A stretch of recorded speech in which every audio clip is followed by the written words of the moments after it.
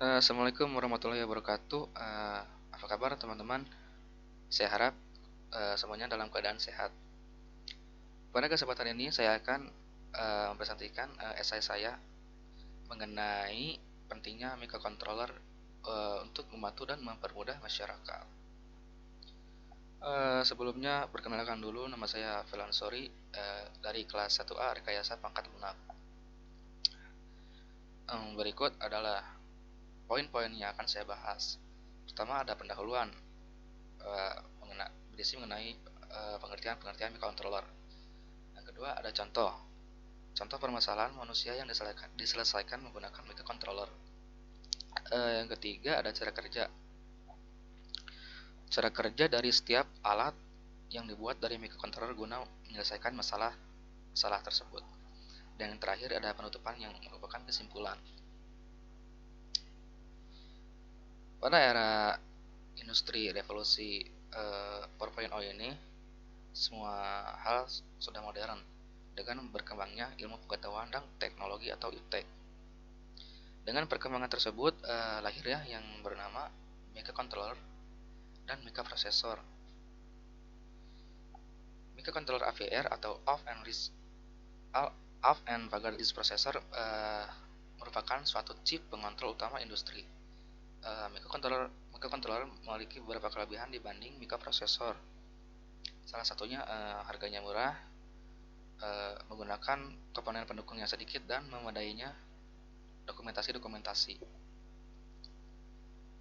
Salah satu dari contoh tipe AVR ini adalah ATmega 16. Microcontroller ini menggunakan arsitektur 8 bit yang sebagian besar instruksinya itu dieksekusi dalam satu siklus atau clock dengan menggunakan instruksi yang dikemas dalam kode 16 bit. Microcontroller ini menggunakan teknologi RISC atau Reduced Instruction Set Computing dengan menggunakan bahasa pemrograman C. Berbeda dengan seri lainnya yaitu seri AT89S51 atau seri MCS51, microcontroller ini menggunakan teknologi CISC atau Complex Instruction Set Computing dengan menggunakan bahasa assembly atau bahasa rakitan. Dengan adanya teknologi tersebut, apakah penting microcontroller itu?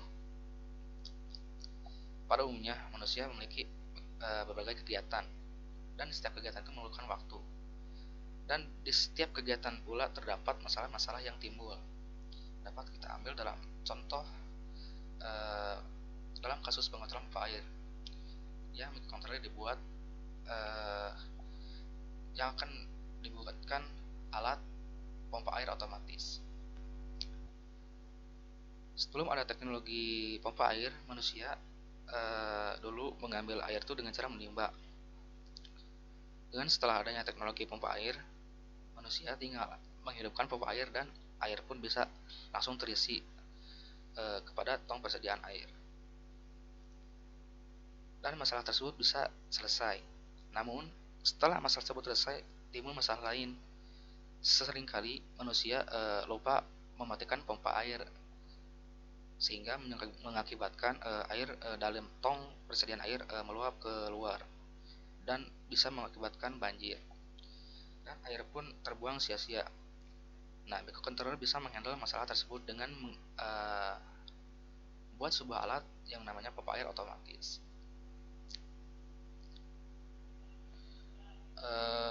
Komponen yang digunakan juga tidak banyak. Kita menggunakan sensor ultrasonik sebagai pembatas air dan relay sebagai kontaktor. Di sini terdapat board microcontroller. Microcontroller ini menggunakan sumber tegangan 5 volt DC. Dan pada umumnya microcontroller terdapat beberapa pin. Salah satunya ada ground dan VCC. Pada sensor ultrasonik terdiri 4 pin. Ada VCC dan ground. Kenapa memerlukan VCC dan ground? VCC dan ground ini merupakan sumber tegangan dari 5 volt DC tersebut. Dan ini terhubung kepada pin-pin ground dan VCC pada board microcontroller. Kenapa yang memerlukan ground dan VCC? Karena sensor ultrasonik merupakan komponen aktif dia bukan komponen pasif. Jadi dia memerlukan tegangan untuk bisa beroperasi. Dan pin lainnya ada trigger dan echo. Trigger tersebut merupakan pancaran sinyal. Jadi dia akan memancarkan sinyal ultrasonik pada benda, langsung dia dipantulkan dan ditangkap oleh echo. Jadi trigger saya pasang di pin 2 dan echo saya pasang di pin 3. Terus ada komponen relay. Dalam relay terdapat 6 pin. Ada VCC, input, dan ground. Relay juga sama, merupakan komponen aktif. Jadi dia memerlukan tegangan untuk bisa beroperasi. Di sini ada pompa air. Dan inilah sumber tegangan dari pompa air. Sumber tegangan dari pompa air itu sebesar 240 volt AC. Cara kerjanya bisa diilustrasikan sebagai berikut. Kita ibaratkan ini adalah tong persediaan air, dan ini adalah pipa air. Dan di sini terdapat sensor ultrasonik tersebut. Dalam pipa air ini, dalam sumber tegangan pipa air terdapat 2 kabel. Salah satunya kita pisah dan hubungkan ke NO dan COM pada relay. NO ini merupakan normally open, COM merupakan common, dan NC merupakan normally closed. Kita mengenai tong persediaan air. Ketika di mana kondisi misalkan si pompa air ini tinggi tong ini 2 meter. Misalkan kondisi di air berada di 1,8 meter dari sensor, dia akan membaca, dia mengeluarkan sinyal terus dipantulkan dan dibaca. Ketika 1,8, microcontroller ini akan menghitung. Ketika dia 1,8, dia akan mengaktifkan relay. Maka si relay akan switch, dia akan menghubungkan NO dan COM. Sebelumnya relay menghubungkan COM dan NC. Ketika dia aktif, dia akan pindah menghubungkan NO dan NC, sehingga pompa air tersebut menyala dan air mengisi. Dan ketika di mana kondisi air berada di 0,8 meter dari sensor ultrasonik, maka si microcontroller ini akan menghitung juga. Ketika 0,8, relay ini akan switch lagi, dia akan off. Dia akan menghubungkan COM dan NC, maka pompa air pun akan mati. Jadi pompa air akan menyala dan mati sesuai kondisi air. Jadi pompa air bisa menyala dan mati secara otomatis. Dan masalah tersebut bisa terselesaikan. Kita bisa ambil kasus lagi dalam kasus keamanan dan kepraktisan dalam mengontrol alat yang ada di rumah. Kita bisa dinamakan alatnya adalah smart home. Bayangkan ketika kita punya beberapa ruangan pada satu rumah, kita ingin menyalakan atau mematikan lampu pada ruangan tersebut. Kita harus pergi ke setiap ruangan tersebut. Nah, dengan microcontroller ini, kita bisa membuat alat yang bisa terkoneksi menggunakan perangkat mobile atau smartphone. Jadi kita tinggal mengontrol via smartphone. Komponen yang digunakan juga tidak banyak. Kita abaikan modul GSM. Kita abaikan sensor ultrasonik dan buzzer. Komponen di sini menggunakan modul Bluetooth sebagai koneksinya dan relay sebagai kontaktor. Pada modul Bluetooth terdapat 5 pin state, itu untuk koneksi dan input output. Ada PC dan ground juga. Nah, Bluetooth juga merupakan komponen aktif, jadi dia memerlukan tegangan untuk bisa beroperasi. Ketika si HP misalnya kita mempunyai 5 ruang, kita akan menghidupkan ruangan keempat misalnya. Ruangan keempat itu mempunyai sinyal A. Nah, dari handphone dia mengirimkan sinyal A kepada Bluetooth ini dan kemudian diterima oleh microcontroller. Ketika sinyal A misalnya selektif kondisi, ketika sinyalnya A, maka si relay ini akan mengaktifkan lampu ruangan 4 misalnya. Terus kita ingin menyalakan lampu yang nomor 5 yang merupakan sinyal B. Dari smartphone mengirimkan sinyal B kepada modul Bluetooth dan diterima oleh microcontroller. Jika sinyalnya adalah B, maka relay yang aktif adalah mengaktifkan lampu di ruangan 5 seperti itu. Dan seterusnya. Cara kerjanya sama. Jadi manusia tidak pernah lepas dari yang namanya smartphone. Jadi ketika kita sedang bersantai dan ingin menyalakan atau menghidupkan lampu, tinggal dikontrol melalui smartphone. Dan itu sangat praktis. Bisa kita ambil lagi dari contoh kasus pembegalan dan pencurian sepeda motor. Seringkali pembegalan itu kasus pembegalan dilakukan oleh penjahat. Nah, dengan adanya alat yang namanya smart lock atau kunci ganda motor, kita bisa menghandle masalah-masalah tersebut.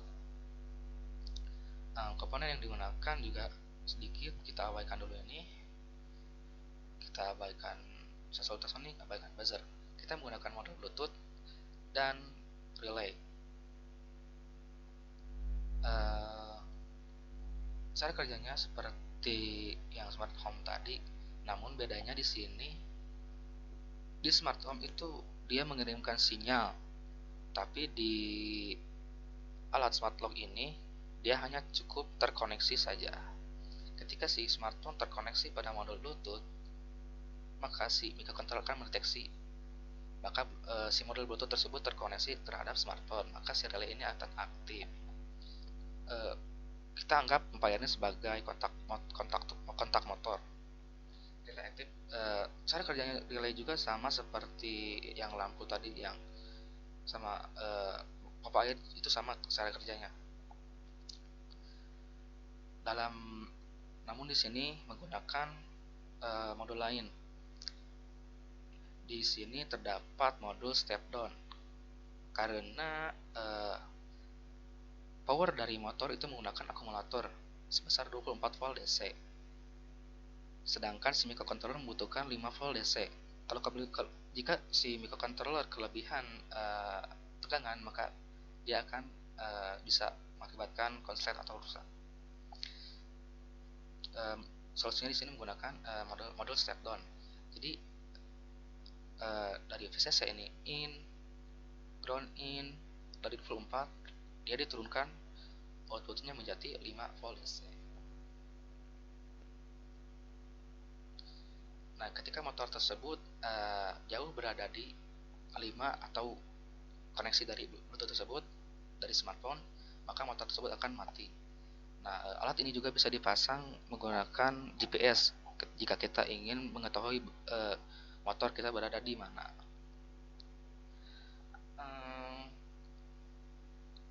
Kasus yang terakhir kita bisa mengambil dalam kasus pengontrolan volume air pada saat banjir. Ketika si pemilik rumah sedang di luar, dia tidak akan tahu di keadaan rumahnya seperti apa. Jika rumahnya sedang sering terkena banjir, maka dia juga tidak akan tahu di rumahnya banjir atau tidak. Dengan microcontroller tersebut bisa dihandle. Komponen yang digunakan, kita menggunakan modul GSM dan sensor ultrasonic. Kita abaikan semuanya. Oh iya, satu lagi menggunakan buzzer sebagai alarm.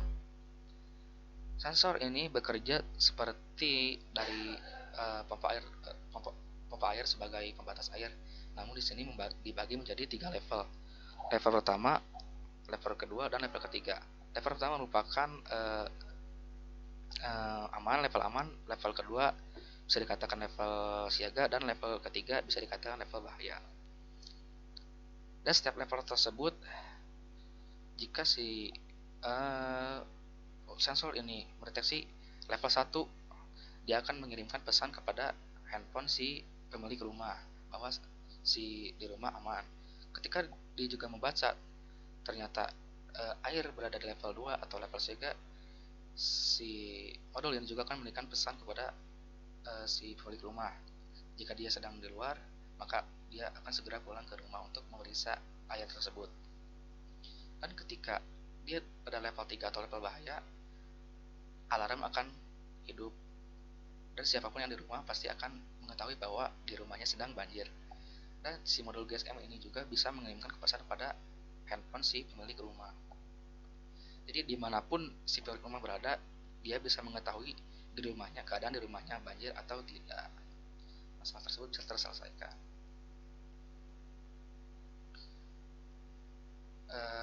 Yang terakhir ada kesimpulan. Apakah microcontroller tersebut penting? Ya, microcontroller sangat penting. Dari beberapa contoh yang tadi saya sebutkan, sepertinya microcontroller itu sangat penting bagi masyarakat. Terus apakah microcontroller tersebut dapat membantu masyarakat? Ya, microcontroller dapat membantu masyarakat dan mempermudah pekerjaan mereka. Masalah-masalah yang timbul bisa dihandle oleh microcontroller, jadi sangat membantu masyarakat. Mungkin sekian pemaparan dari saya. Maaf bila terdapat banyak kesalahan. Terima kasih. Assalamualaikum warahmatullahi wabarakatuh.